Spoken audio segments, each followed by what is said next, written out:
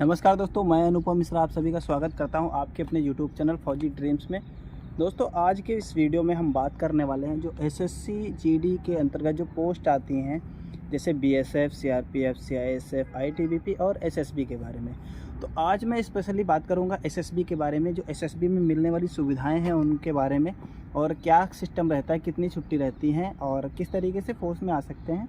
पूरा जानकारी हम इस वीडियो में देने वाले हैं। दोस्तों, आप लोगों ने जो लोग हमारा वीडियो देख रहे हैं उसमें से 99% तो मुझे लगता है कि जो सेलेक्टेड कैंडिडेट होंगे, और 1% का तो मुझे नहीं पता, और अगर ये रेशियो कम ज़्यादा होता है तो माफ़ी चाहता हूँ, क्योंकि बहुत से लोग जो तैयारी कर रहे हैं वो भी लोग हमारा वीडियो देखते हैं। और तो मैं बात करता हूँ जो एसएसबी है, सशस्त्र सीमा बल। जो सशस्त्र सीमा बल है उसका जो ड्यूटी है उसके बारे में बात करूँगा, और जो उद्देश्य है ड्यूटी का, उद्देश्य कि हमारा मोटो क्या है, हम क्यों ड्यूटी करते हैं, हमारा जो एरिया है वो कौन कौन सी जगह है, तो मैं बात कर रहा हूँ। जो एसएसबी है 1962 में इसका फॉर्मेशन हुआ था इंडिया चाइना के वार के बाद में। उसके बाद धीरे धीरे एसएसबी आज सभी पैरा मिलिट्री फोर्स में सबसे अच्छी फोर्स मानी जाती है। सबसे बात करें तो यंग फोर्स भी है, क्योंकि जो हमारा डिपार्टमेंट है वो जो सीमावर्ती क्षेत्र है वहाँ पर कार्य करता है, जिसमें अब एक एक बात को बता पाना मुश्किल है। मैं सीधे बात करता हूँ जो हमारी बाउंड्री लाइन है उसके बारे में। जो हमारी बाउंड्री है भारत नेपाल बॉर्डर और भारत भूटान बॉर्डर, इसके साथ साथ हमारी जो ड्यूटी होती हैं वो internal security duty, IS duty जिसको बोलते हैं। और आईएस ड्यूटी में तो आपको पता ही होगा, कहीं भी जैसे मैं अभी आईएस ड्यूटी में इलेक्शन ड्यूटी हो गया, दंगा फसाद नियंत्रण हो गया, और एसएसबी के जो कुछ बटालियन हैं शायद 2, वो एनडीआरएफ जो राहत आपदा दल प्रबंधन बल के जो होता है उसमें भी कार्य करती हैं। तो ये कुछ हमारी ड्यूटीज़ हैं। और जो बॉर्डर एरिया का जो मैनेजमेंट होता है, बॉर्डर में काम करना कैसे है, ये तो सब हम सीखते ही हैं। तो एसएसबी का जो उद्देश्य है सेवा सुरक्षा बंधुत्व के उद्देश्य पर कार्य करते हैं। हम नागरिकों के दिल में अच्छी भावना रखते हैं और उनके लिए हर संभव वो कार्य करते हैं जिससे उनका जो उत्थान हो सके या उनका विकास हो सके। तो यहाँ पर जो एसएसबी में जो लोग आते हैं उनके लिए सुविधाओं की बात करें तो उसमें सबसे पहले मैं बात करता हूँ जो सैलरी है। सैलरी का दोस्तों आपको पता है कि जो कांस्टेबल रैंक से आते हैं उनका बेसिक पे जो कि 21,700 रुपये से स्टार्ट होता है। और इस सैलरी इसके साथ साथ बहुत से आपको भत्ते मिलते हैं। जिस भत्तों में बात करें तो सबसे पहले मैं बात करता हूँ आपका जो HRA, जो हाउस रेंटल अलाउंस होता है या होम रेंटल अलाउंस होता है, वो डिपेंड करता है आपकी जो कौन से एरिया में रहते हैं। 3 तरीके के एरिया होते हैं। पहला नंबर में महानगर, फिर नगर, फिर ग्रामीण क्षेत्र, ऐसे कुछ होता है, जिसमें सबसे पहले जो आपका कुछ 12, 18, 28% कुछ इस तरीके से आपको HRA मिलता है। क्लियर तो मुझे नहीं याद है इस समय। जैसे अब HRA होता है, जैसे हमारा 21,700 रुपये है, उसके हिसाब से मुझे 2,018 रुपये HRA मिलता है, जो कि हाउस रेंटल अलाउंस है। उसके बाद आपका जो हेयर कटिंग, जो HCA और कुछ कपड़े साफ़ करने वाला कुछ, उसका भी मतलब पैसा मिलता है। और जो रम अलाउंस होता है उसका भी पैसा मिलता है। दोस्तों, रम अलाउंस मतलब वाइन मतलब शराब का भी पैसा मिलता है, जो 248 रुपये कुछ है, या कुछ थोड़ा बहुत कम ज़्यादा हो सकता है। और ऐसे करके आपको बॉर्डर अलाउंस मिलता है, जो R1 H1 अलाउंस होता है वो मिलता है, और जो DA होता है वो मिलता है।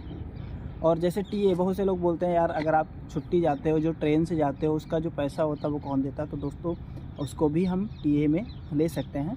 और TA मिलता है जिससे मतलब यात्रा व्यय, ट्रैवलिंग अलाउंस जिसको बोलते हैं, वो भी मिलता है। और एयर कोरियर की भी सुविधा होती है, हम बाई एयर भी जो अपनी यात्रा है उसको पूरा कर सकते हैं। ये कुछ सुविधाएं होती हैं। उसके बाद बात करें जो जवानों के लिए बहुत सी सुविधाएं हैं, और पर्सनल लोन जैसे, और कैंटीन सुविधाएं हैं। कैंटीन में आप कुछ भी खरीद सकते हैं कभी भी कहीं भी। जो केंद्रीय पुलिस कल्याण भंडार जो कैंटीन होती हैं, इसमें जो घर में जो लोग होते हैं उनका डिपेंडेंट कार्ड बनता है। अब आप सोचेंगे कि डिपेंडेंट कार्ड किसका बनता है, तो दोस्त जो लोग आपसे छोटे हैं, मतलब 18 साल से कम हैं, जो अपर डिपेंडेंट हैं उनका और आपके पेरेंट्स का, अगर वो डिपेंडेंट क्वालिटी में आते हैं, जैसे आपके अगर फादर गवर्नमेंट सर्वेंट हैं तब तो डिपेंडेंट नहीं होंगे। तो ये कुछ होता है। अब बात करें छुट्टियों की, तो जो पैरामिलिट्री फोर्स है उसमें छुट्टी का लगभग सभी पैरामिलिट्री फोर्स में 75 डेज़ होता है, जिसमें 60 दिन EL अर्न लीव और कैजुअल लीव मतलब CL होता है आपका 15 दिन। तो इस हिसाब से कुछ टोटल 75 डेज़ की छुट्टी होती है। तो आप 75 दिन की छुट्टी मेरे ख्याल से ठीक है। और माननीय श्री अमित शाह जी जो हमारे गृह मंत्री हैं, ये फोर्स सभी गृह मंत्रालय के अंतर्गत आती हैं, तो उन्होंने बोला है कि ये न्यूज़ तो बहुत पुराना है और पता नहीं कब फॉलो होगा, लेकिन फिर भी उन्होंने बोला है कि जो आपकी छुट्टी है वो 100 दिन कर दी जाएंगी, 100 डेज़। तो ये भी अगर ऐसा हो जाता है तो बहुत ही अच्छी बात है। फिर मैं बात करूँ जो क्वार्टर है, फैमिली क्वार्टर की फैमिली कब रख सकते हैं। तो दोस्तों जैसे ही आप अपनी बेसिक ट्रेनिंग कंप्लीट करते हैं, उसके बाद आपका जो अपॉइंटमेंट होता है, जो मतलब जो बटालियन आपको अलॉट होती है वहाँ पर जा कर के, अब ऐसे तो नहीं जाते जाते फैमिली को ले जाओगे, तो वहाँ से फैमिली परमिशन ले करके 99% तो फैमिली परमिशन का जो होता है वो हो जाता है, फैमिली परमिशन मिल जाती है।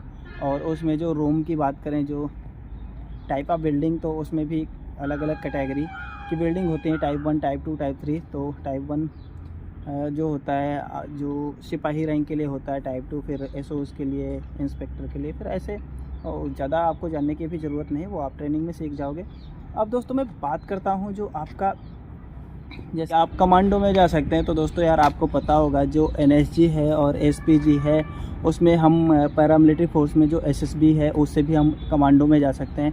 अब NSG में जाने के लिए तो आपको पता है आपकी जो एलिजिबिलिटी होती है, जैसे कि जो कुछ 4-5 साल का होता है सर्विस, और अच्छी फ्रेश सर्विस हो, कोई आपको डिफेक्ट ना हो, मेडिकल प्रॉब्लम ना हो, या फिर बात करें कि आपका कोई मतलब मेडिकल होने के बाद आपको वहाँ पर जो NSG के लिए आप जा सकते हैं। इसके लिए तो मैंने बताया, NSG के बाद आप SPG में जा सकते हैं। SPG में भी आपको जो सुविधाएं मिलती हैं, जैसे मैं बात करूं BSF है, BSF से आप क्रोकोडाइल कमांडो, और CISF से कोबरा कमांडो, ऐसे ही अलग अलग फोर्स से अलग अलग कमांडो भी आप जा सकते हैं। तो ओवरऑल बात करें जो फैमिली की जो सुविधा है वो CISF के बाद SSB में टॉप क्लास की है, क्योंकि SSB लगभग हर जगह जहाँ भी SSB का जो डिप्लॉयमेंट है वहाँ पर फैमिली जो क्वार्टर हैं काफ़ी ज़्यादा मात्रा में उपलब्ध हैं। और अगर क्वार्टर नहीं उपलब्ध होते हैं तो आपको HRA मिलता है, आप उस पैसे से आप बाहर भी अपनी फैमिली को रख सकते हैं। तो टाइमली छुट्टी भी मिल जाती है। छुट्टी का भी अगर बात करें तो कभी ऐसा, अब इमरजेंसी कंडीशन की बात नहीं करते, लेकिन फिर भी बहुत आसानी से, या फिर बोलें कि स्ट्रेंथ होने पर आपको छुट्टी मिल जाती है 99% टाइम में, 1% की बात नहीं कर रहा। तो जैसा मैंने बताया दारू के बारे में, तो भाई लोग दारू का तो जो आपका अलाउंस है वो आप या फिर आपके बजट पर डिपेंड करता है। तो हाँ, फिलहाल दारू का कोटा होता है, कैंटीन से सस्ते रेट में आपको दारू मिल जाती है, और जो बिजली फ्री है, बहुत सी चीज़ें हैं, तो उन चीज़ों के बारे में आप ट्रेनिंग में भी समझ जाएंगे। और सर्विस की बात करें तो जो सर्विस आपका है 60 साल का सर्विस है, और हर साल आपका जो इंक्रीजमेंट होता है वो लगता रहता है, और DAB TAB जो भी है वो बढ़ता रहता है अन्य फोर्सेस की तरह। तो कुल मिला के जो SSB का जो सिस्टम है, जो सुविधाएं हैं, या जो कार्य करने का तरीका है, तो वो बहुत अच्छा है अन्य फोर्स की अपेक्षा। तो जो भाई लोग SSB में आ रहे हैं उनको तो बहुत बहुत धन्यवाद। बाकी जो हमारे पैरामिलिट्री फोर्स के अदर भाई लोग हैं, जैसे CISF वाले भाई लोग, BSF वाले, और ITBP वाले, CRPF वाले, तो उनका भी मैं बहुत बहुत स्वागत करता हूं कि आप लोग मेंबर ऑफ़ द फोर्स बन गए हैं। कभी ना कभी तो मुलाकात होगी ही, और अगर नहीं भी होगी तो हम तो सबको नहीं याद रख सकते, पर आप लोग अगर चाहो तो हमें याद रख सकते हो। तो दोस्तों इस वीडियो में हमने जो कुछ भी बताया वो हमारी व्यक्तिगत जानकारी के अनुसार था, और जो कि 99% सही है। तो मिलते हैं अगले वीडियो में, तब तक के लिए जय हिंद, जय भारत।